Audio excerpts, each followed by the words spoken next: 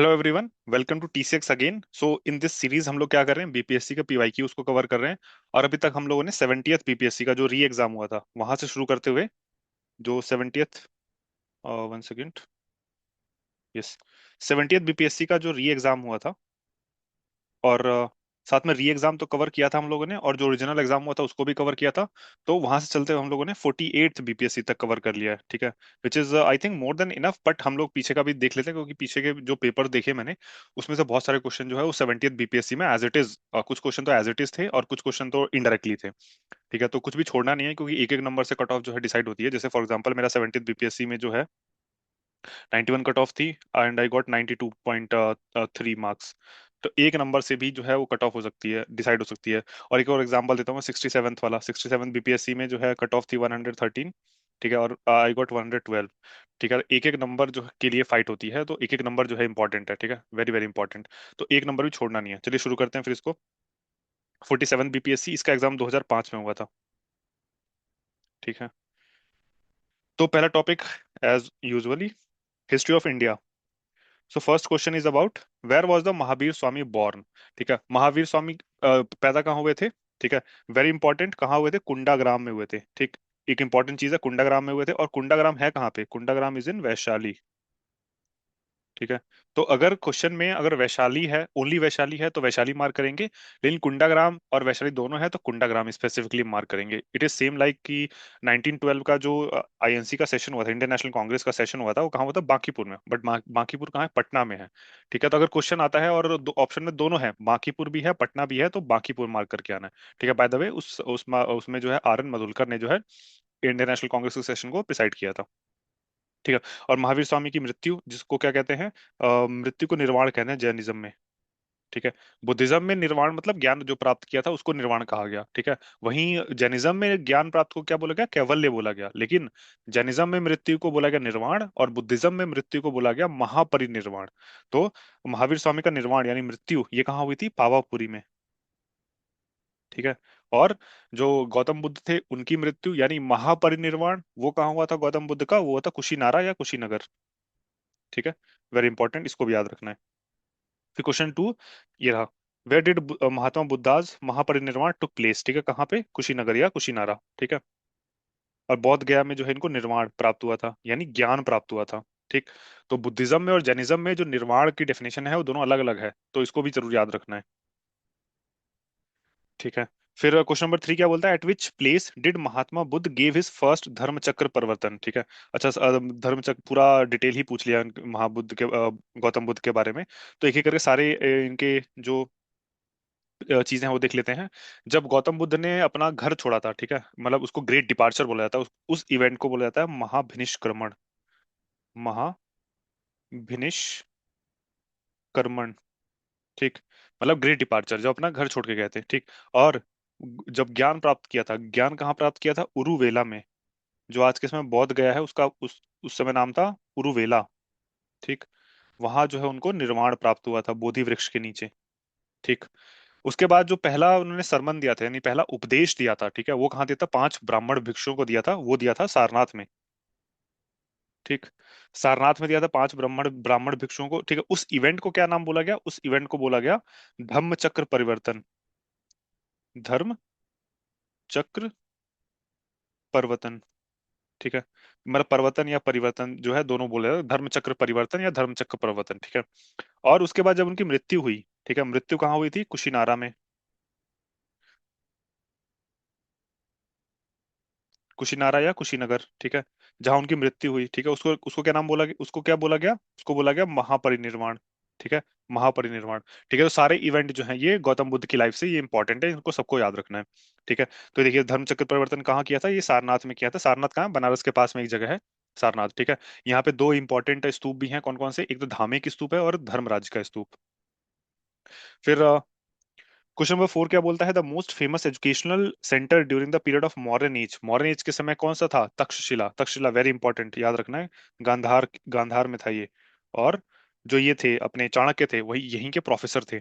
और नालंदा, नालंदा कब बना था, ये तो गुप्त डायनेस्टी के समय बना था, कुमार गुप्त ने बनाया था इसको, ठीक है। It is in Bihar. फिर question number 5, at which place in Bihar was the session of the Indian National Congress 1922 held. ठीक है। 1912 का हमने देखा, 1912 कहाँ हुआ, पटना में हुआ था, बांकीपुर में। 1922 का कहाँ हुआ था, गया में। ठीक है। पटना वाले को किसने, आर एन मधुलकर ने किया था, आर एन मधुलकर। और जो गया सेशन था, गया सेशन को किसने प्रिसाइड किया था, वो किया था चितरंजन दास ने। ठीक है। Very important. फिर उसके बाद जो रामगढ़ सेशन, रामगढ़ सेशन कहाँ हुआ था, कब हुआ था, 1940 में हुआ था। ठीक है। इस समय जो है गुलाम नबी, सॉरी नॉट गुलाम नबी आजाद, ये जो मौलाना अबुल कलाम आजाद थे। ठीक है। आजाद, सॉरी नॉट अजाब, आजाद।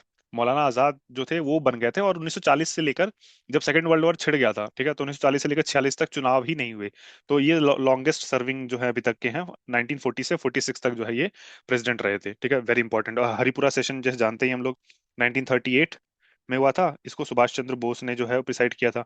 ठीक है। 1939 में भी जो सुभाष चंद्र बोस ने जीत लिया था त्रिपुरी सेशन में। ठीक है। बट उनको रिजाइन देना पड़ा, और रिजाइन देने के बाद जो है वो राजेंद्र बाबू को एज अ इंटरिम प्रेसिडेंट बनाया गया था। ठीक।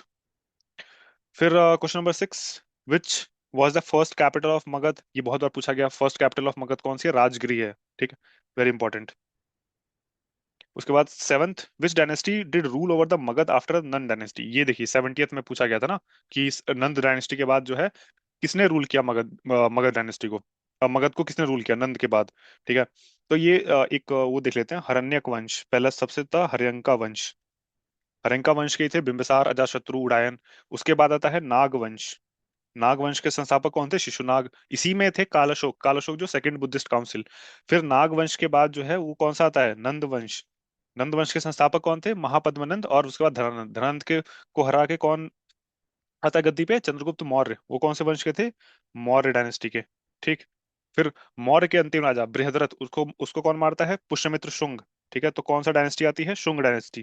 फिर शुंग के आखिरी राजा को कौन मारता है, वासुदेव कन्व नाम के, तो कन्व डायनेस्टी स्टैब्लिश होती है। ठीक है। तो ये सारा जो है वो क्रोनोलॉजी याद रखनी है, हरण्यक, नाग, नंद, मौर्य, शुंग और Kanva.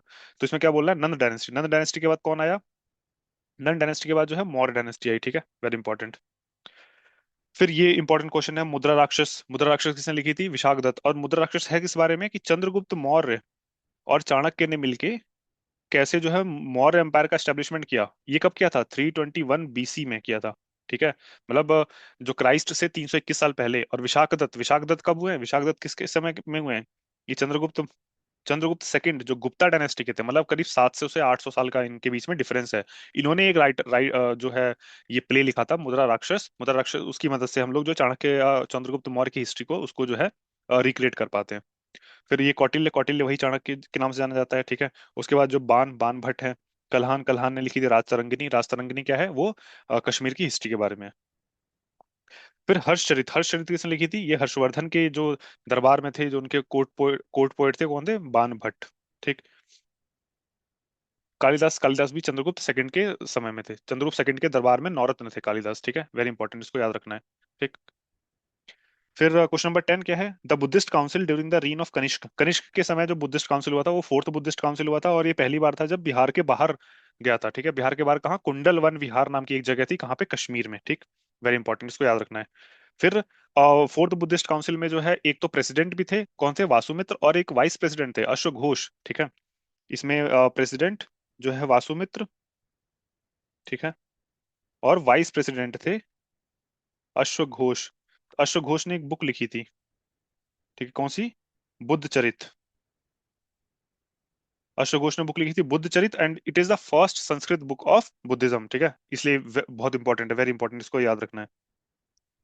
Then what is the name of the Megasthenes book. Megasthenes की बुक का क्या नाम था, इंडिका। और इंडिका ही जो है वो रिलायबल सोर्स है जो उस समय की हिस्ट्री को कंस्ट्रक्ट करने के लिए। ठीक है। अर्थशास्त्र इज नॉट रिलायबल सोर्स, क्योंकि अर्थशास्त्र वो बुक खो गई थी, वो 1905 में किसी को मिली थी। बट इंडिका जो है, ऑल्दो इंडिका की भी ओरिजिनल कॉपी जो है नहीं मिली है। इंडिका को रिकंस्ट्रक्ट किया गया, कैसे रिकंस्ट्रक्ट किया गया, कि ग्रीक राइटर्स जो होते थे उस समय के, जितने ग्रीक राइटर्स थे, उनको इंडिया के बारे में जब लिखना होता था, इंडिया को कभी विजिट नहीं किया था उन लोगों ने, लेकिन इंडिया के बारे में जब कभी लिखना होता था तो इंडिका को रेफरेंस देके जो है वो लिखते थे कि इंडिका में फलानी चीज लिखी हुई है।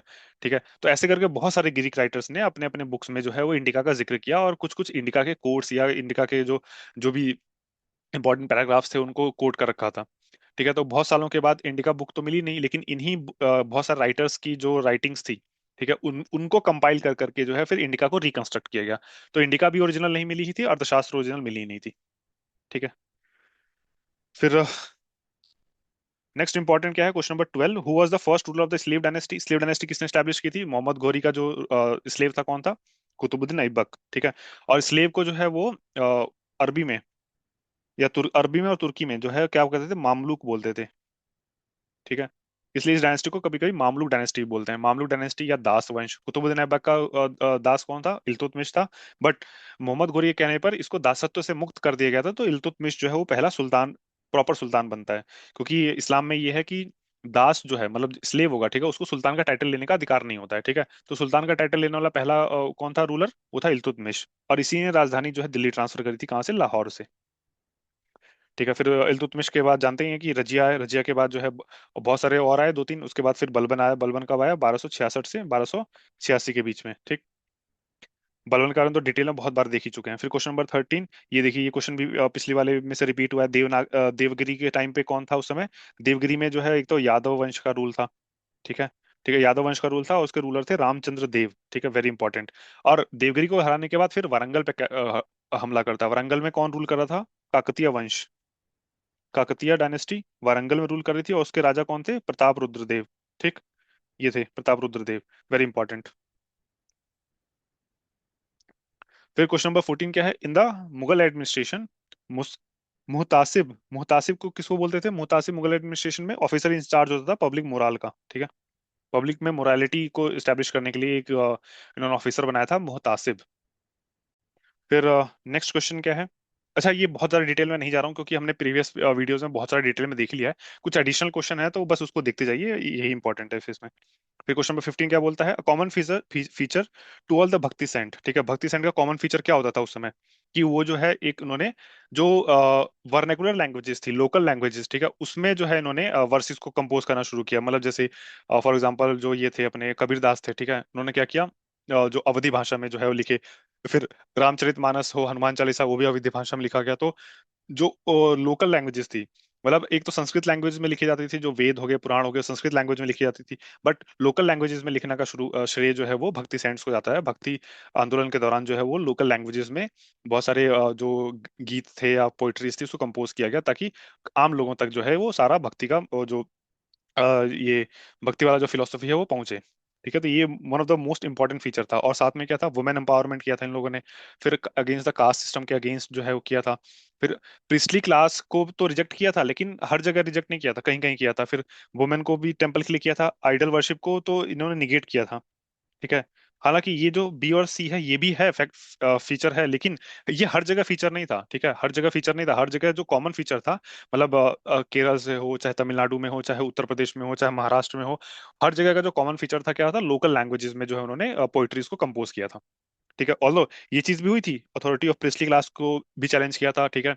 वुमेन एम्पावरमेंट भी किया था, साथ में कास्ट सिस्टम को भी जो है चैलेंज किया था, बट ये हर जगह नहीं था। ठीक है। फिर उसका सत्यार्थ प्रकाश, सत्यार्थ प्रकाश जो है वो किसने लिखी थी? स्वामी दयानंद सरस्वती ने लिखी थी। ठीक है। ये इन्होंने 1875 में आर्य समाज बनाया था। ये वही है जिन्होंने बैक टू वेदास का जो है क्लेरियन कॉल दिया था। फिर 17th क्या है, राजा राम मोहन रॉय स्टैब्लिश ब्रह्म समाज। ब्रह्म समाज कब स्टैब्लिश किया था? 1828 में किया था। ठीक है। अच्छा, और इन्हीं के राइवलरी में, ठीक है, एक राधाकांत देव थे, उन्होंने क्या, धर्म समाज, धर्म समाज। ठीक है। तो अगर दोनों 1828 में हुए हैं, लेकिन अगर क्रोनोलॉजी अरेंज करने के लिए आ जाए तो क्या होगा, ब्रह्म समाज का पहला है, क्योंकि ब्रह्म समाज से ही इंस्पायर होके या फिर उसको काउंटर करने के लिए धर्म समाज जो है स्टैब्लिश किया था राधाकांत देव ने 1828 में। फिर first president of all India trade union Congress, ये भी बहुत न्यूज में चला, all India trade union Congress 1920 में जो है इसको स्टैब्लिश किया गया था, और 1920 में जो है इसका पहला सेशन हुआ था। और किसने किया था? और 1920 में आईएनसी का सेशन भी उन्होंने ही होस्ट किया था, मतलब उन्होंने प्रिसाइड किया था। ठीक है।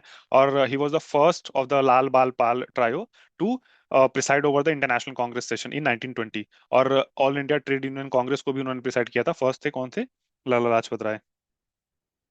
फिर question number 19, the prime minister of England at the time of quit India movement. ठीक है, क्विट इंडिया मूवमेंट कब हुआ था? 1942 में। ठीक है। और 1940 में चैम्बरलिन हार गए थे। चैम्बरलिन जैसे वर्ल्ड वर्ल्ड वॉर शुरू हुआ, चैम्बरलिन हार गए। 1940 में कौन जीता? 1940 से 45 तक चर्चिल रहा। ठीक है, विंस्टन चर्चिल। ठीक है। चैम्बरलिन तो जो है वो 40 तक था। क्लीमेंट एटली जो है 45 से रहा, 1945 से के बाद से बना था 50 तक। और इसी ने जो है 47 में जो है साइन किया था इंडियन इंडिपेंडेंस एक्ट पे। और मैकडोनल्ड मैकडोनल्ड जो है 1932 में जब ये मैकडोनल्ड अवार्ड आया था, यानी कॉम्युनल अवार्ड, उस समय था ये McDonald prime minister of England. फिर क्वेश्चन नंबर 20, अनुशीलन समिति। अनुशीलन समिति किससे होती थी? अनुशीलन समिति जो है वो एक रिवोल्यूशनरी ऑर्गेनाइजेशन थी, ठीक है। और कुछ इंपॉर्टेंट फेमस अनुशीलन समिति का यहाँ नाम लिख देता हूँ। अनुशीलन समिति वैसे तो बहुत सारी थी, लेकिन दो जगह अनुशीलन अनुशीलन समिति बहुत सारी थी, लेकिन दो जगह की फेमस थी। कौन सी? एक तो ढाका, ठीक है। ढाका में कौन था? पुलिन बिहारी दास चला रहे थे, ठीक है, पुलिन बिहारी दास, ठीक है। और एक कोलकाता यानी कलकत्ता का, ठीक है। उसको कौन चला रहे थे? तीन लोग थे इसमें, बीबी उपाध्याय, बरिंदर घोष, ये तो बहुत इंपॉर्टेंट नाम है, बरिंदर घोष या अरविंदो घोष के जो है वो भाई थे, बरिंदर घोष, ठीक है, और प्रमोद मित्र, ठीक है। और बरिंदर घोष ने युगांतर नाम की एक ऑर्गेनाइजेशन भी चलाई थी, ठीक है, तो ये भी इंपॉर्टेंट है, इसको भी याद रखना। युगांतर नाम की ऑर्गेनाइजेशन, ठीक है। वेरी इंपॉर्टेंट, सारे इंपॉर्टेंट ये फैक्ट हैं। फिर चलते हैं नेक्स्ट क्वेश्चन पे। Ring fence policy. Ring fence policy जो है ये किसको घेरने के लिए? रिंग फेंस पॉलिसी जो है वो मराठों को घेरने के लिए। ये 1780 के दशक में जो है रिंग फेंस पॉलिसी लगाई थी। उस समय कौन था गवर्नर जनरल? उस समय था वॉरेन हेस्टिंग, ठीक है। वॉरेन हेस्टिंग का टाइम पीरियड क्या था? 1772 से 1786 तक था, ठीक है। तो उसी पीरियड में जो है ये फर्स्ट जो है ये क्या नाम है, एंग्लो मराठा वॉर भी हुआ था, और सेकंड एंग्लो मैसूर वॉर भी हुआ था, तो इसी के समय हुआ था, वॉरेन हेस्टिंग के समय। फिर question number 22, which Congress president negotiated with both Cripps mission and Lord Wavell, ठीक है। कौन था भाई? जब क्रिप्स मिशन कब आया था? 1942 में आया था, ठीक है। लॉर्ड वेवल जब कब आया था? 1945 में आया था, वेवल प्लान लेके। हालांकि लॉर्ड वेवल जो है वो गवर्नर जनरल तो 1944 में बन गया था, लेकिन वेवल प्लान, जिसको शिमला प्लान भी कहते हैं, ठीक है, वो 1945 में आया था, ठीक है। तो उस समय अभी हमने देखा था 1940 से में अबुल कलाम आजाद बने थे, और सेकेंड वर्ल्ड वॉर की वजह से जो चुनाव ही नहीं हुए थे 6 साल, तो 46 तक जो है वही प्रेसिडेंट थे, कांग्रेस के प्रेसिडेंट, ठीक है। तो किसने किया था? अबुल कलाम आजाद ने किया था, ठीक है। और जेबी कृपलानी, ये 1947 में जब भारत आजाद हुआ था, ठीक है, उस समय कांग्रेस के प्रेसिडेंट कौन थे? जेबी कृपलानी। तो अगर ये पूछता है कि भारत की आजादी के समय कांग्रेस का प्रेसिडेंट कौन था, तो वो थे जेबी कृपलानी, आचार्य जेबी कृपलानी। फिर क्वेश्चन नंबर 23 क्या बोलता है? How many seats were given to depressed class under communal award and Poona pact, ठीक है। पूना पैक्ट जो हुआ था 1932 में, गांधी जी और ये बी आर अम्बेडकर के बीच में साइन हुआ था, और गांधी जी के बिहाफ पे किसने साइन किया था? वो किया था मदन मोहन मालवीय ने किया था, ठीक है। ट्रिपल एम, एक तो ये याद रखना है। दूसरा क्या था कि सीट्स, जो नंबर ऑफ सीट्स थी ना, उसको सेपरेट इलेक्टोरेट्स हटा के number of seats, reserve seats को डबल कर दिया गया था, ठीक है। तो एक ये कॉन्सेप्ट अगर पता होता, डबल से कर दिया गया था, ठीक है। तो उसमें देखिएगा, उसमें डबल से ज्यादा कर दिया गया था। तो इसमें क्या है? 74 79 नहीं, 78 80 नहीं, 78 69 नहीं, 71 और 147, ठीक है, मोर देन डबल। ये इंपॉर्टेंट चीज है, इसको याद रखना है। फिर क्वेश्चन नंबर 24 क्या है? Who among the following capitalist served as the AICC treasurer for a long period and went to jail in 1930? उस समय कौन थे फेमस? उस समय जमनालाल बजाद, ये बहुत फेमस थे, और ये इनको गांधी जी फिफ्थ सन भी बोला जाता है कभी कहीं कहीं, ठीक है। तो इसको भी याद रखिए, गांधी जी फिफ्थ सन, ठीक। फिर question number 25, which British commander was defeated by Santhals in 1855? Santhal revolt हुआ था 1855 में, ठीक है। और उसको क्या हुल हुल भी बोलते हैं। ये है सिद्धू कानू, चांद भैरव, फूलो जानो, ये सब उनके लीडर थे। और साथ में हराया, किसने हराया था? किसको हराया था? मेजर बोरो को हराया था। मेजर बोरो, ऐसे याद रखिएगा, मेजर बोरो को बरी कर दिया था, ठीक है। और किस व्यक्ति ने जो है वो संथाल रिबेलियन को क्रश किया था? वो थे कर्नल बर्ड बर्ड, इनका नाम था कर्नल बर्ड, ठीक है। तो चिड़िया ने जो है वो सप्रेस कर दिया था, ऐसे याद करिए। तो मेजर बोरो को तो बरी कर दिया था, और कर्नल बर्ड ने जो है वो उड़ा के ले गया था, मतलब सप्रेस कर दिया था बेसिकली। फिर क्वेश्चन नंबर 26 क्या बोलता है कि who presided over the first session of the all India किसान सभा 1936 में? ये बहुत बार रिपीट कर चुका है। वो कौन थे? स्वामी सहजानंद और एनजी रंगा, नॉट एन एन रंगा नहीं है, एनजी रंगा जो है वो पहले सेक्रेटरी बनते हैं इसके, ठीक है। और स्वामी सहजानंद सरस्वती ने ही जो है 1929 में बिहार प्रोविंशियल किसान सभा की स्थापना भी की थी, ठीक है। फिर मुंडाओं के लीडर कौन थे? ठीक है, बिरसा मुंडा थे। और इसको उलगुलान भी बोलते हैं, जैसे उसको संथाल को जो है हुल बोलते हैं, ऐसे ही जो मुंडा रिवोल्ट था उसको उलगुलान भी बोलते हैं। फिर question 28, who presided over the Delhi session of the Indian National Congress in 1947? अभी देखा था हम लोगों ने, कौन था 1927 में? 1927 में जो है वो हालांकि ये जेबी कृपलानी तो आजादी के समय थे, लेकिन उसके बाद 1947 में जो है राजेंद्र बाबू ने जो है उसको प्रिसाइड किया था दिल्ली सेशन को, ठीक। फिर question number 29, when was the new Enfield rifle was greased with greased cartridges introduced in the British Indian army? ये वही है जिसको दांत से काट के खोलना पड़ता था, और जिसकी वजह से 1857 का जो रिवोल्ट जो है वो मेजर रीजन यही हुआ था। ठीक है। तो अगर हम देखें तो ये कब हुआ था, ये जनवरी 1857 में जो है इसको इंट्रोड्यूस किया गया था। और ये 1857 का रिवोल्ट का स्टार्टिंग डेट क्या है, वो 10 मई। ठीक है। और 8 अप्रैल 1857 को जो है वो मंगल पांडे को फांसी दी गई। तो ये डेट बहुत इंपॉर्टेंट है, 8 अप्रैल। क्यों? क्योंकि इसी डेट को सिंबॉलिकली चुना था भगत सिंह और बटुकेश्वर दत्त ने, 8 अप्रैल 1929 को, जब सेंट्रल असेंबली असेंबली में उन्होंने बॉम्ब फेंका था।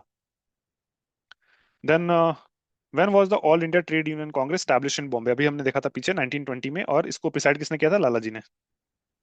Then name the Deoband scholar who played significant role in the freedom movement. Deoband scholar, Deoband के कौन थे? Maulana Abul Kalam Azad. Very important, important, इसको याद रखना है। ठीक है।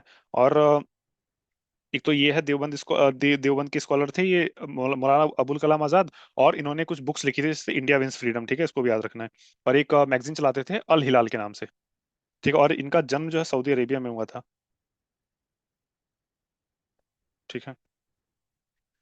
फिर क्वेश्चन नंबर 32, हु वाज, ये क्या है? हु वाज सारा सारा दमानी? ठीक है। सारा दमानी कौन थे? सारा दमानी जो है वाइफ थी रामकृष्ण परमहंस की। ठीक है, एक वेरी इंपॉर्टेंट। और डॉटर ऑफ केशव चंद्र सेन, ये इंपॉर्टेंट है, इसको जरूर याद रखिए। इसका नाम था सुमित्रा देवी। क्यों? क्योंकि ये वही डॉटर थी जब 1872 में ब्रह्म मैरिज एक्ट या नेटिव मैरिज एक्ट पास हुआ था, जिसमें केशव चंद्र सेन ने पास करवाया था अगेंस्ट चाइल्ड मैरिज। ठीक है। उसमें क्या था कि जो मेल की मैरिजेबल एज 18 और फीमेल की एज जो है वो 14 ईयर्स रखी गई थी, लेकिन इन्होंने अपनी खुद की 13 साल की बेटी जो सुमित्रा देवी, उसमें 13 साल की थी, और he married his daughter to Maharaja of Cooch Behar. ठीक है। तो उसके बाद जो है ब्रह्म समाज जो है और टुकड़ों में टूट गया था।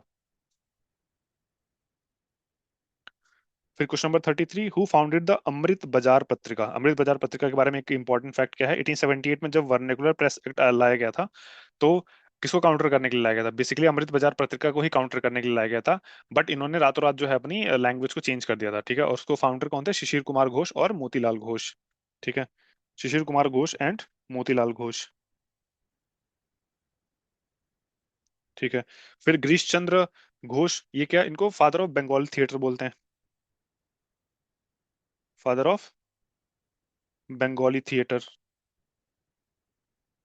ठीक है। फादर बंगाली थिएटर बोलते हैं। ठीक है। और ये हरीश चंद्र मुखर्जी, ये कौन है? हिंदू पेट्रियोट नाम से एक अखबार निकालते थे, हिंदू पेट्रियोट। ठीक है। और ये हिंदू पेट्रियोट वही है जिसने इंडिगो रिवोल्ट जब 1858 में हुआ था, 1858 में इंडिगो रिवोल्ट हुआ था, उसको सपोर्ट किया था हिंदू पेट्रियोट ने। ठीक है। और एस एन बनर्जी के बारे में तो सब जानते ही होंगे, इन्होंने बंगाली नाम से अखबार चलाया था, और इंडियन एसोसिएशन के फाउंडर थे 1876 में। फिर who said that Congress movement was neither inspired by the people nor devised और प्लान्ड बाय देम? ठीक है। ये सेफ्टी वॉल थ्योरी किसने दी थी? Safety wall theory, safety wall theory ये दी थी लाला जी ने। ठीक है। फिर पैसिव रेजिस्टेंस की थ्योरी किसने दी थी? पैसिव रेजिस्टेंस की थ्योरी जो है अरविंदो घोष ने दी थी। दो बुक लिखी थी इन्होंने, एक तो लिखी थी new lamps for old, new lamps for old, जिसमें इन्होंने पैसिव रेजिस्टेंस की बात की थी। और एक लिखी थी सावित्री, जो कि कलेक्शन ऑफ इंग्लिश पोएम्स थी। इसमें मदरलैंड का कॉन्सेप्ट जो है इन्होंने दिया था। So giving a emotional touch to the independence movement. फिर क्वेश्चन नंबर 36 क्या बोलता है? Who played an important role in the signing of Gandhi pact? Gandhi pact कब हुआ था? 5 मार्च 1931 को साइन हुआ था। ठीक है। और इसी के जो है 18 दिन के बाद, यानी 23 मार्च 1931 को भगत सिंह सुखदेव राजगुरु को फांसी दे दी गई थी। ठीक है। एक ही इंपॉर्टेंट चीज है, इसको याद रखना है। और इसने किसने हेल्प की थी? तेज बहादुर सप्रू ने जो है वो मीडिएट किया था गांधी पैक्ट को साइन करने के लिए। फिर question number 37, which of the following papers was essentially mouthpiece of the policies of liberal? ठीक है। लिबरल की पॉलिसीज का माउथपीस कौन था? ठीक है। न्यू इंडिया, यंग इंडिया, या फिर फ्री प्रेस जनरल? कोई भी नहीं था इसमें, था ये लीडर। लीडर की कौन इसको निकालता था? मदन मोहन मालवीय। ठीक, वेरी इंपॉर्टेंट। फिर आते हैं क्वेश्चन नंबर 38 पर, यह है इंडिया और वर्ल्ड ज्योग्राफी। ठीक है। इंडियन वर्ल्ड ज्योग्राफी में क्या है? अच्छा, इसमें देखिए, trans European transcontinental railway, trans Andean railway कहाँ है? ये ब्यूनोस एयरेस से वालपार्सियो तक है। ट्रांस साइबेरियन रेलवे ये कहाँ है? लेनिनग्राड से व्लादिवोस्तोक तक है। ठीक है। इसी से इसका आंसर निकल जाएगा। इसका आंसर होगा क्या? बी, यानी ए का फोर फोर होगा। यूरोपियन ट्रांस कॉन्टिनेंटल रेलवे कहाँ है? पेरिस से वॉर्सो तक। वॉर्सो कहाँ है? पोलैंड की राजधानी है। और पेरिस जो है वो फ्रांस की है। ठीक है। कहाँ सिचुएटेड है ये? साइन नदी के किनारे। SIENE। ये क्वेश्चन भी पूछा हुआ है साइन 70th BPSC में, ठीक है, इसको भी याद रखना है। तो इसका आंसर हो जाएगा बी। देन क्वेश्चन नंबर 39, कि which one of the following statement about the economy of selected countries is not correct? USA account for more than 50% of the production of maize but only 3% of the world's export। बिल्कुल ऐसा नहीं है। ठीक है, इसका answer क्या है? D है ये। With 4% of the world sheep population, New Zealand accounts for 2/3 of the mutton and 1/6 of the wool export of the world. Very important. ये 4% ही शिप की पॉपुलेशन है, लेकिन वहां पे खुद न्यूजीलैंड में खुद लोगों की पॉपुलेशन कम है, तो वो खाद्य ज्यादा जो है एक्सपोर्ट करते हैं। ठीक है, फिर क्वेश्चन नंबर 40 क्या बोलता है? A ridge 64,000 kilometre long and 2,000 kilometre to 2,400 kilometre wide runs down the middle of the North and the South Atlantic Ocean basin into the Indian Ocean basin, then passes between Australia and Antarctica to the South Pacific Ocean basin. The ridge is, कौन सा ridge है ये? Mid oceanic ridge कहते हैं इसको, या mid Atlantic ridge भी बोलते हैं। ठीक है। बाकी सुकुत्रा, लक्षद्वीप, चागोज रिज, ये तो इंडियन ओशन में ही है। ये नाम से ही पता लग रहा है इंडियन ओशन में है। ठीक है। पैसिफिक चैलेंजर रिज, ये भी पैसिफिक ओशन में। डॉल्फिन चैलेंजर रिज, ठीक है, ये इंपॉर्टेंट है, ये कहाँ है? अटलांटिक में है ये। ठीक है, इसको भी याद रखना है, अटलांटिक में है ये। Dolphin challenger ridge. फिर इसराइल की जो कॉमन बाउंड्री किसके साथ है? देखो, लेबनान के साथ तो डायरेक्टली करता है, सीरिया के साथ भी डायरेक्टली करता है क्योंकि आए दिन हमले होते रहते हैं इसमें। ठीक है, जॉर्डन के साथ भी करता है, इजिप्ट के साथ भी करता है। ठीक है। तुर्की के साथ डायरेक्टली नहीं करता है, ठीक है, यहाँ भी तुर्की है। और साथ में इराक के साथ भी डायरेक्टली नहीं करता है। ठीक है। बाकी सबके साथ करता है, तो इसका आंसर होगा ए। फिर question 42, according to 2001 census, 2011 census के हिसाब से, वो देखने की जरूरत नहीं है। 2011 सेंसस के हिसाब से जो है गोवा है सबसे हाईएस्ट अर्बन पॉपुलेशन के मामले में। अच्छा, 43, great division year. Great division year क्यों कहते हैं इसको? क्योंकि ये पहली बार ऐसा हुआ था जब रिकॉर्डेड हिस्ट्री में, जब इंडिया के सेंसस में लास्ट वाले सेंसस के कंपैरिजन में इस सेंसस में पॉपुलेशन घटी थी। ठीक है। ये शायद हम लोग आज से जो है 50 साल के बाद दोबारा ये विटनेस करेंगे, क्योंकि डीपॉपुलेशन इज अ फैक्ट। क्योंकि अभी इंडिया का जो टोटल फर्टिलिटी रेट है वो 2.0 पे आ चुका है, यानी रिप्लेसमेंट लेवल से भी नीचे आ गया है। और it will tend to reduce further in the upcoming year. तो अभी तो ये बेस इफेक्ट की वजह से जो है पॉपुलेशन बढ़ती हुई दिखेगी, लेकिन आने वाले 40 साल 50 सालों में जो है वो पॉपुलेशन घटती हुई भी दिखेगी। ठीक है। बट ये कब हुआ था ग्रेट डिवीजन ईयर? ये इतिहास में 1921 में हुआ था। वो इसलिए नहीं कि टोटल फर्टिलिटी रेट गिर गई थी, total fertility rate was much higher. But reason क्या था? एक तो जो बीमारियां थी, 1920 में जो है स्पेनिश फ्लू आया था। जैसे 2020 में जो है कोविड आया था। तो कोविड के लिए तो उस समय बहुत सारी जानकारी थी हम लोगों के पास, मेडिकल साइंस बहुत तरक्की कर चुकी थी, इसलिए ज्यादा लोगों की जान नहीं गई, हालांकि उसमें भी गई। बट 1920 के समय कोई ऐसा जानकारी नहीं थी, और देयर वाज नो लॉकडाउन, तो बहुत लोगों की मृत्यु हुई थी। एक तो ये, दूसरा 1914 से 18 तक जो है वो वर्ल्ड वॉर हुआ था। वर्ल्ड वॉर में डायरेक्टली बहुत सारे लोग मारे गए थे भारत से, और इनडायरेक्टली जो है वो जो उसके उसके आफ्टर इफेक्ट हुआ। ठीक है, जैसे अकाल पड़ गया।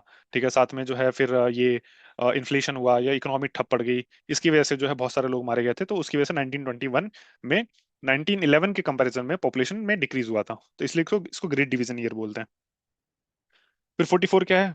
कौन सा स्टेट में जो मैक्सिमम प्रोडक्शन होता है कॉफी का? वो कर्नाटका में होता है। और कुछ कुछ स्पेसिफिक एरिया है, कुर्ग। ठीक है, उसके बाद उसके अलावा जो है वो एक है बाबा बुदान हिल्स, और एक चिकमंगलूर। फिर 45 क्या बोलता है? Consider the following statement regarding the formation of land forms in India. क्या बोलता है? First, structurally the Meghalayan plateau is an extended version of Deccan plateau. बिल्कुल डेक्कन प्लेट्यू का एक्सटेंडेड वर्जन है। बीच में जो माल्डा फॉल्ट है, ठीक है, माल्डा फॉल्ट जो है उसको सेपरेट करता है, अदरवाइज वो एक्सटेंडेड वर्जन ही है। और माल्डा फॉल्ट की वजह से जो उसमें नदियों ने उसको सेडिमेंट से भर दिया, तो वो एक प्लेन एरिया बन गया। फिर the valley of Kashmir was formed on synclinorium. ठीक है, सिंकली नोरियम पे ही फॉर्म हुई थी, बिल्कुल हुई थी सिंकली नोरियम पे। मतलब ये कुछ कुछ ऐसे ऐसे। तो वैली ऑफ कश्मीर जो इसी में फॉर्म हुई थी, जब इंडियन जो इंडियन सब कॉन्टिनेंट का प्लेट है वो यूरेशियन प्लेट से टकराई थी। ठीक है, तो फर्स्ट भी करेक्ट है, सेकंड भी करेक्ट है। फिर क्या है? थर्ड क्या बोलता है? The Gangetic plain was formed in foredeep. ठीक है, ये भी करेक्ट है, फोर डीप में ही हुआ था। Himalayan originated as a result of triangular convergence of the Indian plate, European plate and Chinese. Chinese plate जैसी कुछ चीज नहीं है, यूरोपियन प्लेट में जाके इंडियन प्लेट टकराई थी, तो उससे जो है ये हिमालयन का फॉर्मेशन हुआ था। ठीक है, फोर्थ स्टेटमेंट रॉन्ग है, first two and three correct. इसका आंसर होगा ए। फिर ये क्वेश्चन नंबर 4 जो है वो 2004 के सुनामी के ऊपर है, हालांकि इस समय तो इंपॉर्टेंट नहीं है, लेकिन इसको पढ़ लीजिए। इसका आंसर सी है। As per the current estimate the quake generated tsunami killed more than 50 lakh उस समय के लोगों। ठीक है, फिर 47 देखते हैं। कि फ्लड्स, फ्लड्स के लिए कौन सा फेमस है? नॉर्थ बिहार का रीजन फ्लड के लिए फेमस है, बिल्कुल। ठीक है, तो इसमें कौन सा आएगा? Plains of, plains of Uttar Pradesh and Bihar, बिल्कुल फ्लड के लिए। ठीक है, अर्थक्वेक कहाँ आएगा? अर्थक्वेक हिमालय के फुट हिल में आएगा। ठीक है, ड्रॉट कहाँ आएगा? ड्रॉट जो है वो मिड ईस्टर्न रीजन में आएगा। ठीक, साइक्लोन जो है वो उड़ीसा वगैरह में आएगा, बिल्कुल, ये तो है ही। ठीक है, तो इसका आंसर क्या हो जाएगा? इसका आंसर हो जाएगा बी। फिर क्वेश्चन नंबर 48 जो है वो उस समय का जो है पॉपुलेशन के का जो डेटा सेंसस का उसके ऊपर है, तो नॉट इम्पॉर्टेंट आज के समय। वीट कल्टीवेशन में कौन सा फर्टिलाइजर यूज होता है? नाइट्रोजन यूज होता है, ठीक है, इसको जरूर याद रखेंगे। फिर इंडियन पॉलिटी, क्वेश्चन 50 क्या बोलता है? Who appoint the governor Jammu and Kashmir? Jammu and Kashmir का गवर्नर कौन अपॉइंट करेगा? ठीक है भाई, ऑब्वियसली जम्मू कश्मीर का गवर्नर हो, किसी भी स्टेट का गवर्नर हो, प्रेसिडेंट ही करेंगे। फिर decision to conduct panchayat election is taken by which of the following? ठीक है, पंचायत इलेक्शन, पंचायत किसके उसमें है? स्टेट लिस्ट में है ये। ठीक है, तो स्टेट गवर्नमेंट जो है वो डिसीजन लेगी। फिर question 52, which of the following articles of the constitution of India is related to liberty of press? ठीक है, प्रेस की लिबर्टी किसमें होगी? जिसमें freedom of speech and expression होगा, किसमें है वो? 19 में है। फिर मिनी कॉन्स्टिट्यूशन, ये बड़ा फेमस है, मिनी कॉन्स्टिट्यूशन इंदिरा गांधी जी ने किया था ना 1976 में, 42nd अमेंडमेंट। ठीक है, उसको मिनी कॉन्स्टिट्यूशन बोलते हैं। फिर the state wise allocation of seats in Lok Sabha is based on 1971 census. ठीक है, 2026 के लिए उसको फ्रीज कर दिया गया, और 2026 के तक के लिए जो फ्रीज किया गया था वो कौन से अमेंडमेंट से किया गया था? वो 84th अमेंडमेंट से किया गया था। ठीक है, वेरी इंपॉर्टेंट, इसको याद रखना है। फिर panchayat raj system was first started in India in the state of Rajasthan. ठीक है, राजस्थान में और आंध्र प्रदेश में कब?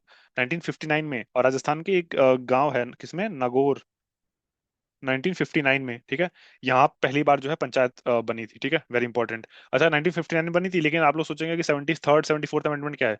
73rd अमेंडमेंट जो 1993 में आया था, 92 93 में आया था, उससे पंचायत को कॉन्स्टिट्यूशनल स्टेटस दिया गया था। पंचायत जो है पहले से एग्जिस्ट करती थी, लेकिन कॉन्स्टिट्यूशनल स्टेटस दिया गया था। इट इज जस्ट लाइक कि 102nd अमेंडमेंट से जो है national commission for backward classes को कॉन्स्टिट्यूशनल स्टेटस दिया गया। लेकिन इसका ये मतलब थोड़ी क्या कि बैकवर्ड क्लास का जो नेशनल कमीशन था वो बनाया गया था, वो पहले से एग्जिस्ट करता था, 1990s में आया था वो। ठीक है, लेकिन 102nd अमेंडमेंट से इसको कॉन्स्टिट्यूशनल स्टेटस दिया गया था। सेम 73rd अमेंडमेंट से पंचायत को कॉन्स्टिट्यूशनल स्टेटस दिया गया था। ठीक है, संवैधानिक दर्जा दिया गया था। फिर 56 क्या बोलता है? How many members are nominated by the president in the Rajya Sabha? ठीक है, राज्यसभा में कितने लोगों को किया जाता है? वैसे अलोकेटेड नंबर ऑफ सीट जो है 250 है, जिसमें 238 जो है वो चुन के आते हैं, और 12 जो है नॉमिनेट करते हैं। ठीक है, अभी के समय 245 ही लोग प्रेजेंट हैं उसमें, तो 12 लोग जो है नॉमिनेट करते हैं। कौन? राष्ट्रपति करते हैं। फिर क्वेश्चन नंबर 57 क्या बोलता है? By which of the following president of India president of India be impeached? अच्छा, प्रेसिडेंट ऑफ इंडिया का इम्पीचमेंट पहले तो आर्टिकल 61 में है। ठीक है, एक तो इसको याद रखना है। ठीक, और दूसरा पार्लियामेंट करती है। ठीक, all the members of the parliament, Lok Sabha Rajya Sabha, including elected as well as nominated, but in the election of president of India कौन पार्टिसिपेट करता है? Only elected member of Lok Sabha and Rajya Sabha and state assemblies. ठीक है, ये दोनों फर्क है इम्पीचमेंट में और इलेक्शन में। और इलेक्शन ऑफ वाइस प्रेसिडेंट में कौन पार्टिसिपेट करता है? वो all the members of Lok Sabha and Rajya Sabha. ठीक, फिर विच of the following subject lies in the concurrent list? ठीक है, ये देखिए, एग्रीकल्चर, पुलिस, और ये तो स्टेट लिस्ट में है, डिफेंस जो है सेंट्रल लिस्ट में है, एजुकेशन, एजुकेशन पहले स्टेट लिस्ट में हुआ करती थी, बट 42nd अमेंडमेंट से जो 5 ऐसी चीजें थी, 5 आइटम्स को उससे स्टेट लिस्ट से निकालकर जो है वो कंकरेंट लिस्ट में डाल दिया गया था, उसमें education one of the item था। ठीक है, उसके अलावा जो है और क्या था? एजुकेशन था, वेट एंड मेजरमेंट था, वाइल्ड लाइफ था, और वाइल्ड लाइफ प्रोटेक्शन, और वाइल्ड लाइफ जो ये फॉरेस्ट था। ठीक है, ऐसे करके 5 आइटम्स थे जो जिनको स्टेट लिस्ट से निकाल के जो है वो कंकरेंट लिस्ट में डाल दिया था इंदिरा गांधी जी ने 42nd अमेंडमेंट से। क्वेश्चन नंबर 59 क्या बोलता है? Who is the president of the committee on whose recommendation was to establish panchayati raj in India? ठीक है, सब जानते हैं, बलवंत राय मेहता। ठीक है, prime minister of India is the head of, ये सेंट्रल गवर्नमेंट के हेड होते हैं। ठीक है, स्टेट गवर्नमेंट के कौन होते हैं? वो होते हैं चीफ मिनिस्टर। ठीक है, अच्छा, ये हेड ऑफ द गवर्नमेंट को बोलता है prime minister, head of state को किसको बोलते हैं? हेड ऑफ स्टेट बोलते हैं प्राइम प्रेसिडेंट को।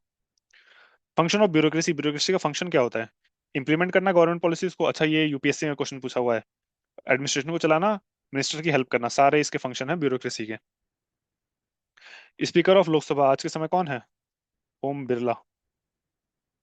ठीक, और सोमनाथ चटर्जी जो है वो भारत के पहले प्रोटेम स्पीकर थे, फर्स्ट प्रोटेम स्पीकर, इसलिए इनका नाम याद रखिएगा। Somnath Chatterjee, first protem speaker. फिर prohibition of traffic in human beings, ये दो इंपॉर्टेंट है। राइट राइट अगेंस्ट एक्सप्लॉइटेशन, दो आर्टिकल होते हैं उसमें, एक 23 होता है, एक होता है 24। 24 किसके लिए होता है? चाइल्ड लेबर के लिए। ठीक है, इसको याद करने के लिए ट्रिक मैंने ये बनाई है। दोनों में कंफ्यूज हो जाता हूँ कभी कभी कि चाइल्ड लेबर जो है वो कितने साल तक, 14 ईयर्स या उससे कम को चाइल्ड लेबर, तो दोनों में चार है, उधर भी चार है और 24 में भी चार है। तो ऐसे करके 24 वाला चाइल्ड लेबर से रिलेटेड है, 23 वाला जो है वो प्रोहिबिशन इन ट्रैफिकिंग, ह्यूमन ट्रैफिकिंग से रिलेटेड है। ठीक है, 23 आर्टिकल। फिर इंडियन इकोनॉमी देखते हैं। क्वेश्चन 64 क्या बोलता है? When development in the economy take place the share of tertiary sector in the national income, जब डेवलपमेंट होता है, जैसे फॉर एग्जांपल इंडिया में जब इंडिपेंडेंस के समय एग्रीकल्चर का कितना कंट्रीब्यूशन था? मोर देन 50%। ठीक है, आज के समय कितना है? आज के समय जो है वो करीब 16% के आसपास है। ठीक है, और टर्शरी सेक्टर जो है वो 55% या 55 से 56% जो है वो टर्शरी सेक्टर है। ठीक है, तो आजादी के समय से लेकर अभी तक इंडिया में क्या हुआ है? डेवलपमेंट हुआ है। ठीक है, डेवलपमेंट होता है जब इकोनॉमी में, तो एग्रीकल्चर का शेयर घटता है। ठीक है, और जो टर्शरी सेक्टर होता है यानी सर्विसेज सेक्टर होता है, ठीक है, उसका शेयर इंक्रीज होता रहता है। फिर ये देखिए, second 5 year plan, first 5 year plan किस पे था? ये था हारोडोवर मॉडल पर। सेकंड किस पे था? पीसी महालनोबिस। ठीक, वेरी इंपॉर्टेंट। फिर जो वीएन गाडगिल है, ये पंचायती के लिए एक कमेटी बनाई गई थी, पंचायत राज के लिए ही बनाई गई थी। ठीक है, इसको भी याद रखिएगा। फिर नबार्ड, नबार्ड कब स्टैब्लिश हुआ था? 1982 में। उस समय कौन सा था? सिक्स्थ 5 ईयर प्लान था। The main source of national income in India, अभी भी नेशनल इनकम का मेन सोर्स कौन सा है? अभी बताया ना, 55 to 56% आज के समय। ठीक है, वो कौन सा कंट्रीब्यूशन करता है? वो टर्शरी सेक्टर यानी सर्विसेज सेक्टर। इकोनॉमिक प्लानिंग जो है वो कंकरेंट लिस्ट में है, क्योंकि स्टेट स्टेट गवर्नमेंट भी करती है भाई, सेंट्रल गवर्नमेंट भी करती है। प्लानिंग कमीशन कब स्टैब्लिश हुआ था? प्लानिंग कमीशन जो है वो 15 मार्च को स्टैब्लिश हुआ था, लेकिन अब आज के समय इंपॉर्टेंट नहीं है, क्योंकि प्लानिंग कमीशन को जो है वो कर दिया गया है, डिसमेंटल कर दिया गया है, उसको हटा के नीति आयोग को बनाया गया है। फिर 70th क्या बोलता है? National income estimate in India prepared by national income कौन करता है? आज के समय तो एनएसओ करता है। ठीक है, national statistical office under which ministry? Ministry of statistics and programme implementation. ठीक है, लेकिन उस समय सीएसओ था वो। फिर question number 71, father of economic reform. ठीक है, 1991। बहुत लोग कंफ्यूज होंगे मनमोहन सिंह और पीवी नरसिम्हा राव में। Manmohan Singh was the finance minister, लेकिन वो कौन था? प्राइम मिनिस्टर कौन था? पीवी नरसिम्हा राव, तो फादर यही इनको ही बोला जाता है। 72 क्या है? Which of the following direct taxes gives maximum net revenue to the government, आज के समय जो है ये 22 या 23% के आसपास हो गया है। कौन सा? Income tax.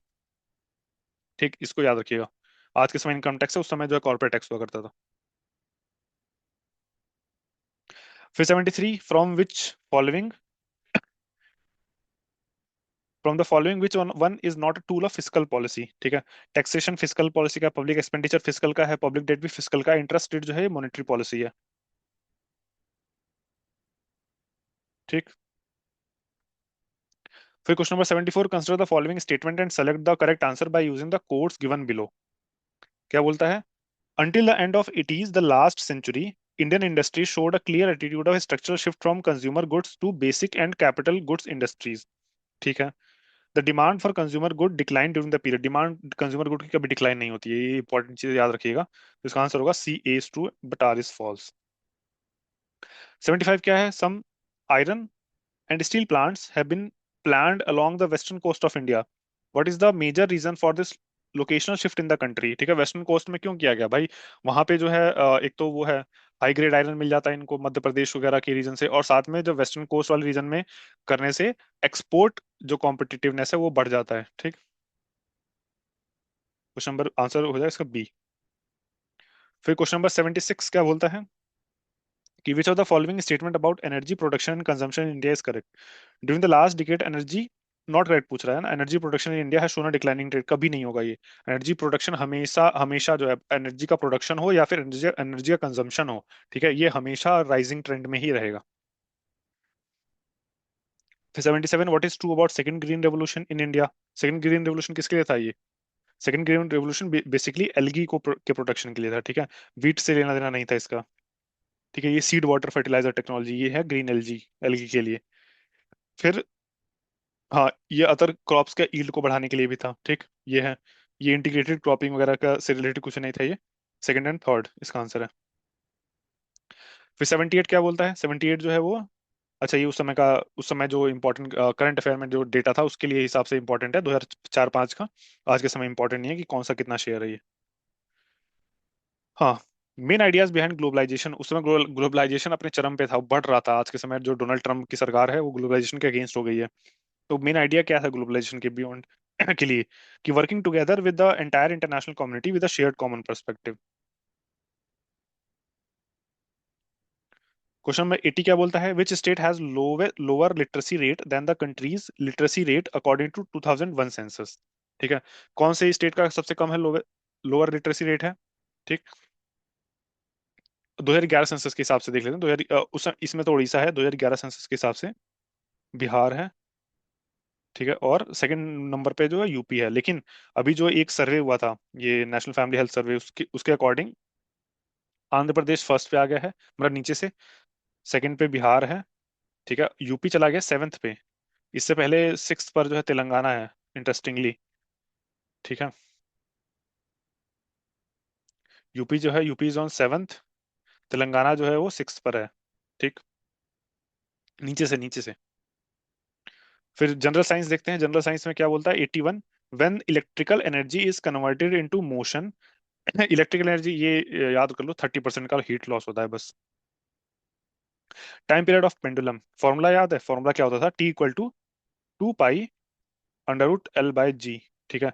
किस पे डिपेंड कर रहा है? एक तो लेंथ पे डिपेंड कर रहा है और ग्रेविटेशनल फोर्स पे डिपेंड कर रहा है, वो धरती के, वो हमारे कंट्रोल में नहीं है। हमारे कंट्रोल में क्या है? सिर्फ लेंथ है। ठीक। मास पे नहीं डिपेंड कर रहा है, टाइम पे नहीं, प्रेशर पे नहीं, टेम्परेचर पे नहीं, लेंथ पे डिपेंड कर रहा है। फिर white light in a tube is produced by, white light किससे प्रोड्यूस होती है? एटम्स के एक्साइटमेंट से। फिर light is made of 7 colours. ठीक है। और उसको सेपरेट कैसे करते थे? याद है वो जो बचपन में होता था, वो साइंस की जो बुक होती थी उसमें प्रिज्म से फिल्टर करके निकालते थे। Separated by prism. Cooling is done by, cooling कैसे होती है? अच्छा, हीटिंग कैसे होती है? अगर हम किसी गैस को कंप्रेस करते हैं तो उसके दो एटम्स जो हैं वो आपस में टकराएंगे। ठीक है। उससे फ्रिक्शन होगा, उससे हीट हीट बनेगी। लेकिन जैसे ही वो प्रेशर को रिलीज किया जाएगा, ठीक है, रिलीज करने से क्या होगा? ये जो फ्रिक्शन होगा वो रिड्यूस हो जाएगा और हीट जो है रिड्यूस होगी, उसके कूलिंग होने लगेगी। तो रिलीज ऑफ कंप्रेस गैस से जो है वो कूलिंग की जाती है। फिर स्मॉलेस्ट डे, स्मॉलेस्ट डे, अच्छा स्मॉलेस्ट डे जो है वो 23 दिसंबर को भी होता है, 23 जून को भी होता है। 23 दिसंबर को जो है नॉर्दर्न हेमिस्फेयर में होता है, और 23 जून को जो सदर्न हेमिस्फेयर में होता है। हालांकि इसने लिखा नहीं है कि कौन से में है, नॉर्दर्न हेमिस्फेयर की southern southern hemisphere, but by default जो है ज्यूम करके चलता है नॉर्दर्न हेमिस्फेयर, क्योंकि ज्यादातर जो पॉपुलेशन है वो नॉर्दर्न हेमिस्फेयर में रहती है। ठीक है। फिर question number 87, the solar Eclipse occur, solar solar Eclipse कब होता है? जब ये सन और अर्थ के बीच में मून आ जाता है, तो सूरज की रोशनी जो है वो ब्लॉक हो जाती है और यहाँ पे क्लिप्स, ग्रहण ग्रहण पड़ता है। ठीक है। तो moon is in the centre. फिर high tide in the ocean, high tide जो है, टाइड जो है वो भी किससे होता है? सन और मून दोनों ग्रेविटी से होता है, लेकिन मून ज्यादा क्लोजर है तो मून की ग्रेविटी जो है ज्यादा इंपैक्ट डालती है। फिर क्या है question number 89, the magnetic needle हमेशा नॉर्थ की तरफ पॉइंट करती है। फिर people get skin burn in swimming pool due to, किसकी वजह से? क्लोरीन से सफाई करते हैं ना, उसकी वजह से बर्न हो जाता है। फिर question number 91, fermentation of sugar, sugar की फर्मेंटेशन से क्या होता है? क्या बनता है? शराब बनती है, अल्कोहल। कौन सा? Ethyl alcohol. ठीक है। C2H5OH, ethanol. 92, which metal can be use for producing electricity? Uranium, uranium से होता है इलेक्ट्रिसिटी, न्यूक्लियर एनर्जी बनती है। फिर ब्रास, ब्रास किससे बना होता है? ब्रास बना होता है कॉपर और जिंक से। ठीक है। कॉपर और निकल से क्या बनता है? कॉपर और निकल से जो है वो कोरोजन रेजिस्टेंस, एक मिनट, कॉपर प्लस टिन, इससे क्या बनता है? ब्रॉन्ज। निकल और जिंक, ठीक है, इससे क्या बनता है? निकल और जिंक से ये कोरोजन रेजिस्टेंस चीज बनती है। ठीक है। अच्छा, एक शोल्डर वायर होती है, वो किससे बनती है? वो लेड प्लस टिन से बनती है। ठीक।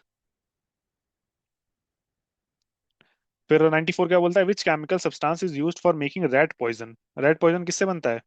रेड पॉइजन बनता है ये जिंक फॉस्फाइड से, इसमें से कोई सा भी नहीं है। None of these, zinc phosphide.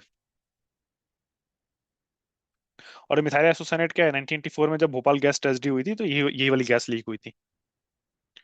फिर क्वेश्चन नंबर 95 क्या बोलता है कि gold is dissolve in, gold किसमें, एक्वा रीजिया में डिजोल्व होता है। क्या होता है, mixture of sulphuric and nitric acid, इसको क्या बोलते हैं, एक्वा रीजिया। ठीक है, सल्फ्यूरिक एसिड जो है 3:1 की रेशियो में जो है वो बनता है, ये एक्वा रीजिया बनता है, गोल्ड को उसमें डिजोल्व किया जाता है गोल्ड की इंप्योरिटीज को हटाने के लिए। फिर एसिड रेन, एसिड रेन किससे होता है, ठीक है, कोल वगैरह से को बर्न करने से जो है एसिड रेन होता है ऑब्वियसली। ठीक है, लेकिन इसमें ऑलमोस्ट सबसे ही होगा, लेकिन मेजर जो रीजन क्या होगा, इंडस्ट्री होगा, इंडस्ट्री में कोल को ही बर्न किया जाता है। हाइड्रोजन को बर्न करने में क्या मिलेगा, H2 + O2 will give you H2O। ठीक है, पानी देगा। इस इक्वेशन को बैलेंस करना हो तो 2 2, अब बैलेंस हो गए। फिर मायोग्लोबिन, मायोग्लोबिन किस में होता है, मायोग्लोबिन, मायोग्लोबिन जो है वो आयरन। ठीक है, इसलिए जो ये विटामिन B12 होता है, ठीक है, उसको मिथाइल कोबालामिन कहते हैं, मायोग्लोबिन, ये आयरन की कमी से जो है खून में भी कमी हो जाती है, इसलिए ये मायोग्लोबिन जो है इंपॉर्टेंट है, इसको याद रखिएगा, आयरन, आयरन को कहते हैं। मायोग्लोबिन जो में क्या होता है, आयरन होता है। एस्पिरिन, एस्पिरिन जो है एक एंटीबायोटिक है, ठीक है, ये सर दर्द में यूज होता है, ये किस में से ये निकलता है, ये ट्री से निकला जाता है एक। फिर history and culture of Bihar को देखते हैं, history and culture of Bihar 100 क्या बोलता है, when was Kunwar Singh leader of revolt of 1857 in Bihar reached his breath his last, मतलब कब उनकी मृत्यु हुई थी। अच्छा, 23 तारीख को, 23 अप्रैल को जो है उनके हाथ में गोली लगी थी, और उन्होंने अपना हाथ काट के जो है गंगा नदी में प्रवाहित कर दिया था। ठीक है, और उसके 3 दिन के बाद जो है इनकी उस इंजरी की वजह से मृत्यु हो गई, तो 26 अप्रैल को जो है उनकी मृत्यु हुई थी। फिर 101 क्या बोलता है कि name of the revolutionary from Bihar who attended the meeting of Hindustan socialist Republican army, ठीक है, कौन थे, फणिंदर नाथ घोष। फिर 102 which region of India was known for the cultivation of Poppy plant during the British rule, आज के समय जो है हाईएस्ट प्रोटेक्शन होता है आंध्र प्रदेश में, लेकिन उस समय जो है वो कहाँ होता था, वो बिहार में होता था। देन ज्योग्राफी ऑफ बिहार देखते हैं, which state in India produce the maximum mica, ठीक है, वो कौन है, बिहार ही है मैक्सिमम माइका प्रोड्यूस करने वाला। ठीक है, आज के समय जो है मतलब वैसे आंध्र प्रदेश है यहाँ भी, ठीक है, लेकिन ये इन चारों में से जो है वो बिहार है। ठीक है, according to 2002 birth rate of Bihar, ठीक है, उस समय का बर्थ रेट जो है वो तो 30.9 था, लेकिन 2020 के हिसाब से बर्थ रेट जो तो वो था 25.5 बिहार का। कोल रिजर्व, कोल रिजर्व जो है कितना है इसमें बिहार में, 160 मिलियन टन में है, 160 मिलियन टन। और पूरे भारत में कितना है, 369 बिलियन टन, बिलियन टन में है। और इंडिया का प्रोडक्शन जो है करीब करीब 1 बिलियन टन का है एवरी ईयर, 1 बिलियन टन। ठीक है, और रिक्वायरमेंट कितनी है, वो करीब 1.25 बिलियन टन के आसपास है, मतलब कुछ कुछ इंपोर्ट करना पड़ता है इंडिया को। फिर क्वेश्चन नंबर 106, ये उस समय का उस समय का डेटा है, ये इंपॉर्टेंट नहीं है। 107 ये भी उस समय का उस समय का डेटा है 2001 के हिसाब से। 108 क्या बोलता है, river belonging to which one of the following groups of the boundary form the boundary between Bihar and Uttar Pradesh, Bihar Uttar Pradesh के बीच में कौन सी बाउंड्री बनाती है, कर्मनाशा, गंडक और घाघरा, ये तीन बनाती है बिहार और उत्तर प्रदेश के बीच में बाउंड्री। फिर 109 जो है ये भी इरेलीवेंट क्वेश्चन ही है, नेशनल हाईवे कहाँ से कहाँ पास होता है, ये क्वेश्चन अगर आता है तो छोड़ने वाले क्वेश्चन है ये। ठीक है, ये भी हालांकि 110 वाला भी इरेलीवेंट ही है, लेकिन एक बार देख लेते हैं। ठीक है, कि north and north eastern Bihar plain वो 29.87% है, साउथ साउथ बिहार प्लेन 23% है। ठीक है, छोटा नागपुर प्लेटू 26, छोटा नागपुर हिल्स जो है वो 20% है। ठीक है, अब इसको याद ही करना है, और क्या कर सकते हैं इसमें। फिर इकोनॉमी ऑफ बिहार देखते हैं, question number 111, which state has the lowest per capita income in current prices, अभी भी बिहार ही है। ठीक है, which state has the lowest literacy rate according to 2001 census report, 2011 के हिसाब से भी बिहार ही है, 2001 के हिसाब से भी बिहार ही था, लेकिन अब जो है वो आंध्र प्रदेश हो गया है। फिर 113, ठीक है, वो भी उस समय का था, अभी ये और ये डेटा भी रिलेवेंट दिया हुआ है। आज के समय करीब करीब करीब 80% जो है वो पॉपुलेशन बिहार में एग्रीकल्चर में इंक्लूडेड है। फिर nearly 55% of total population in Bihar survive in absolute poverty because Bihar lack natural resources, Bihar में नेचुरल रिसोर्सेज की बहुतायत है, ठीक है। Bihar as the fastest total fertility rate, ये ठीक है। फर्टिलिटी रेट है, उसकी वजह से क्या होता है कि रिसोर्सेज पे कंपटीशन बहुत ज्यादा है। तो Bihar has unfavourable agro climatic condition, बिल्कुल नहीं, बिहार में तो बहुत फेवरेबल क्लाइमेटिक कंडीशन है। नदियों का जाल है पूरा। Bihar lakhs in quality infrastructure and business, बिल्कुल ये तो है। क्वालिटी इंफ्रास्ट्रक्चर नहीं है, बिजनेस फ्रेंडली एनवायरनमेंट नहीं है, फिर घूसखोरी होती है, रंगदारी होती है, ये चलता रहता है वहां पे। तो 114 का क्या होगा, 2 और 4। फिर क्वेश्चन 115 क्या बोलता है, consider the following statements regarding the vivid geographical aspects of Bihar. ठीक है, क्या क्या होता है इसमें। Agriculture contribute nearly 67, agriculture contribute nearly 67% to Bihar domestic product, नहीं नहीं, एग्रीकल्चर नहीं है ये। करीब करीब 60% जो है वो सर्विसेज सेक्टर जो है वो कंट्रीब्यूट करता है बिहार के जीडीपी में। ठीक है, तो फर्स्ट इज एब्सोल्युटली रॉन्ग। ठीक है, सिल्क इंडस्ट्री में जो है इतने लोग एम्प्लॉय, नहीं बिल्कुल नहीं। ठीक है, अच्छा ये भी उस समय का पुराना डेटा ही है, लेकिन देख लेते हैं फिर भी। 47 lakh acres of land in Bihar get flooded every year, while 10 lakh एकड़ रिमेन परमानेंटली वाटर लॉग, बिल्कुल ये तो है। बारिश उसमें जो बाढ़ अभी के समय जो मौसम चल रहा है, उसके हिसाब से नॉर्थ बिहार तो हर साल जो है वो बाढ़ आता है। फिर 85 to 90% of Bihar rural house hold own less than 5 एकड़, बिल्कुल ये तो पूरे भारत का ये है कि 1 हेक्टेयर से कम होता है इसमें। ठीक है, तो ये थर्ड एंड फोर्थ जो है वो इसका आंसर होगा। ठीक है, तो इसी के साथ जो है ये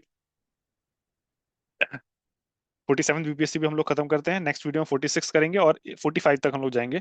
46 के बाद जो है हम लोग 45 तक जाएंगे। ठीक है, उसके बाद जो है दी एंड कर देंगे, उसके बियॉन्ड जाने की जरूरत नहीं है। इतना तो बहुत है, इसके बियॉन्ड अगर कुछ क्वेश्चन पूछता है तो वो लक की बात है।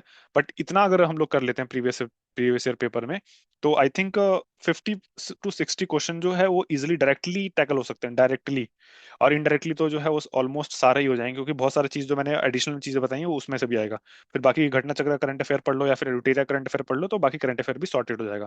तो इसी के साथ चलते हैं, नेक्स्ट वीडियो मिलते हैं फिर 46 बीपीएससी के साथ। तब तक के लिए थैंक यू।